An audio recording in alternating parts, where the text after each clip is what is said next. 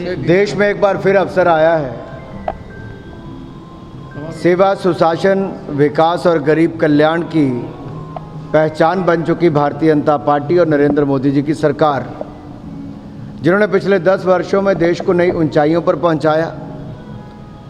हमें मिला क्या था? एक भ्रष्ट शासन, लड़खड़ाती चरमराती अर्थव्यवस्था, दुनिया में गिरता हुआ भारत का नाम उस समय। लेकिन 10 वर्षों के अनथक प्रयासों के कारण आज प्रधानमंत्री मोदी जी के नेतृत्व में भारत दुनिया की 5वीं बड़ी अर्थव्यवस्था बना।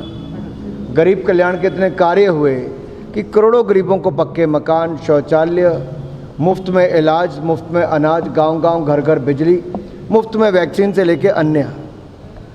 इसी तरह से सड़क, शिक्षा, स्वास्थ्य के अनेकों सुविधाएं मिली। अगर मैं यहीं पर कहूं तो सौराष्ट्र रीजन का सबसे बड़ा फ्लाईओवर यहां पर मिला। भारतमाला प्रोजेक्ट के सबसे बड़े प्रोजेक्ट्स में से एक यहां पर मिला।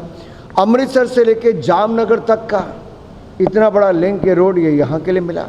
हमारी वंदे भारत ट्रेन यहाँ के लिए मिली, एक के बाद अनेक। और हमारा गुजरात हर घर जल योजना पे सबसे अग्रणी राज्यों में। यही नहीं, आज ब्रास सिटी और ऑयल सिटी के रूप में हमारा जामनगर जाना जाता है। प्रधानमंत्री नरेंद्र मोदी जी ने पहले गुजरात तो आज देश को नई ऊंचाइयों पर ले जाने का काम किया है। लेकिन कहते हैं ना, निरंतरता और स्थिरता बहुत आवश्यक होती है। Continuity and stability is the key, and that is what the country needs today. आज देश की आवश्यकता है, दुनिया की आवश्यकता है नरेंद्र मोदी जी और भारतीय जनता पार्टी। दुनिया उम्मीद देखती है नरेंद्र मोदी जी में और भारत में, और हमें पूर्ण विश्वास है भारत की जनता इन उम्मीदों पर खरा उतरेगी।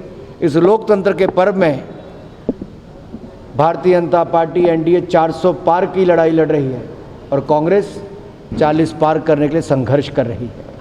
सर, चुनौतियाँ क्या रहेगी? सर, चुनौतियाँ क्या रहेगी बीजेपी के सामने? हर क्षेत्र, चाहे वो राज्य हो, लोकसभा क्षेत्र हो, हर किसी के अपने मुद्दे भी रहते हैं।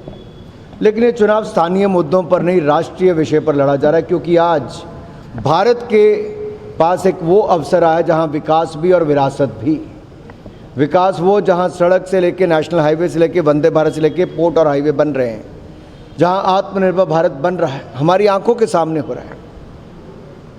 करतारपुर कॉरिडोर से लेके हेमकुंड साहब तक रोपवे पहुंचाने से लेके बौद्ध सर्किट और केदारनाथ धाम, सोमनाथ धाम, काशी विश्वनाथ धाम, महाकाल लोक धाम, ये सब का निर्माण भी हुआ।